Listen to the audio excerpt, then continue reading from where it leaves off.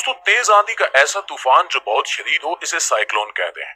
एक ऐसा ही तूफान आज कराची से 680 किलोमीटर के फासले पर है और मुसलसल कराची की तरफ बढ़ रहा है।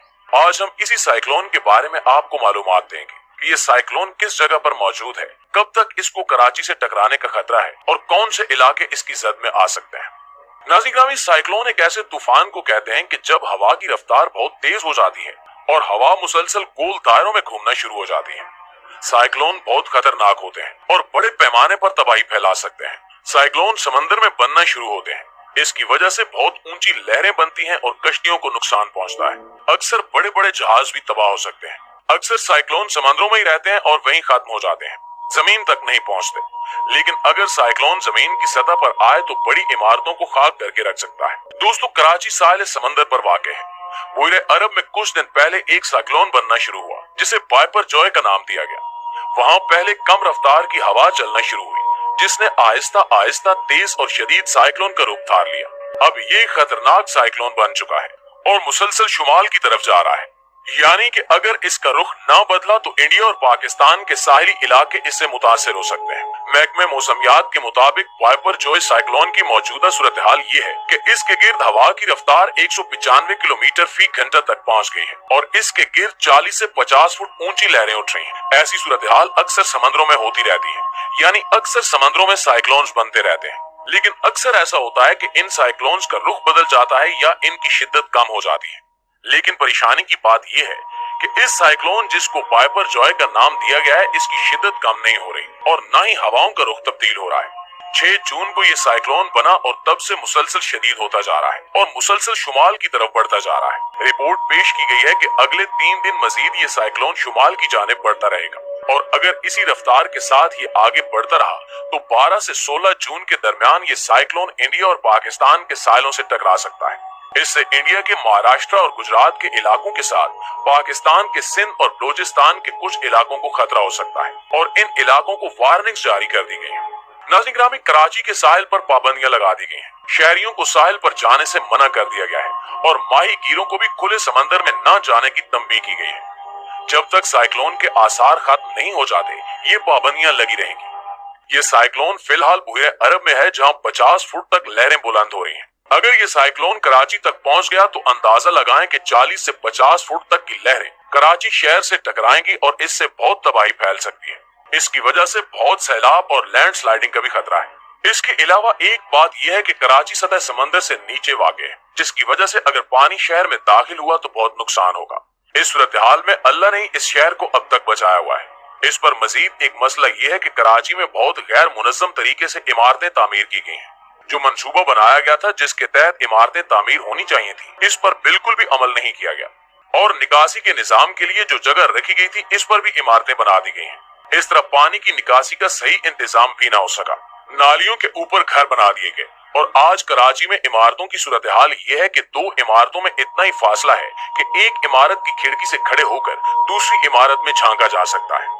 अगर तेज बारिश ही हो जाए तो पानी सड़कों पर खड़ा रहता है और इसका इंतजाम करना भी मुश्किल हो जाता है। इस तरह ज्यादा बारिश भी मसला बन जाती है। इस सूरत हाल में अगर इस शिद्दत का साइक्लोन कराची से टकराता है तो यकीनन बहुत तबाही होगी, जिसकी वजह से पाकिस्तान के दूसरे शहर भी मुतासिर हो सकते हैं। सन 2000 के करीब एक शख्स ने कहा था कि कराची शहर 2040 और 2050 के दरमियान मुकम्मल तौर पर खत्म हो जाएगा। अब तक इस शहर को बहुत नुकसान पहुंचाया जा चुका है। इंतजामिया से लेकर तामीरात तक कराची अपनी मौजूदा सूरत हाल से कई गुना बेहतर हो सकता था अगर सही तौर पर इसका निजाम चलाया जाता, लेकिन तकरीबन हर हुकूमती नुमाइंदे ने इसे नुकसान ही पहुंचाया है। खुदा हमारे वतन को अपनी हिफ्ज़ो अमान में रखे। नाज़रीन, इस साइक्लोन का नाम बांग्लादेश की तरफ से रखा गया है।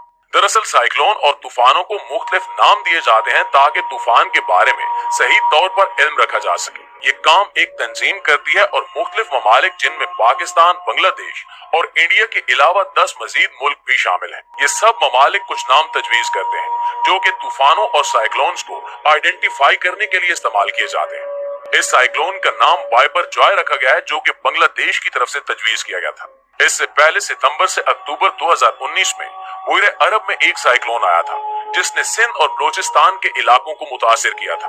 अब तक के सबसे ज्यादा तबाहकुन साइक्लोन की बात करें तो 12 नवंबर 1970 को इंडिया और मशरकी पाकिस्तान से टकराने वाला भोला साइक्लोन अब तक रिकॉर्ड किया जाने वाला सबसे ज्यादा खतरनाक साइक्लोन था। भोला साइक्लोन से कम 3 लाख लोगों की मौत हुई। 1970 में बहरे हिंद में आने वाला ये छठा तूफान था और इसको तारीख का सबसे जानलेवा साइक्लोन माना जाता है।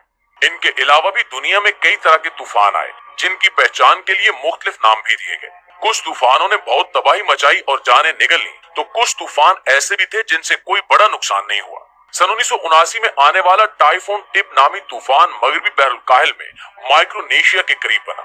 ये 2002 किलोमीटर के कुतर पर फैला हुआ था। टिप ने साइज और शिद्दत दोनों में रिकॉर्ड तोड़ दिया। 12 अक्टूबर 1979 को ये 305 किलोमीटर फी घंटे की रफ्तार से चलने वाली हवाओं तक पहुंच गया। लेकिन जब ये एक हफ्ते बाद जापानी जजीरे होंशु तक पहुंचा तो इसकी हवाएं 130 किलोमीटर फी घंटे की रफ्तार तक कम हो चुकी थी। इसने बहुत ज्यादा नुकसान पहुंचाया। जापान में बारिशों के नतीजे में 600 मिट्टी के तोदे गिरे, 22,000 घर तबाह हुए और कुल 86 अफराद हलाक हो गए।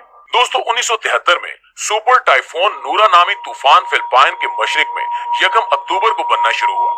ये 4 दिनों में मुसलसल बढ़ता गया। बिल आखिर 298 किलोमीटर फी घंटे की रफ्तार तक पहुंच गया। नूरा 6 दिन बाद फिलिपाइन के जजीरे लुजोन पर पहुंचा। जब ये 10 अक्टूबर को जनूब मशरकी चीन में पहुंचा तो ये सबसे कम दर्जे के टाइफून तक कमजोर हो गया था। इसके बावजूद नूरा ने वहां 18 अफराद को हलाक किया और $2 मिलियन का नुकसान पहुंचाया।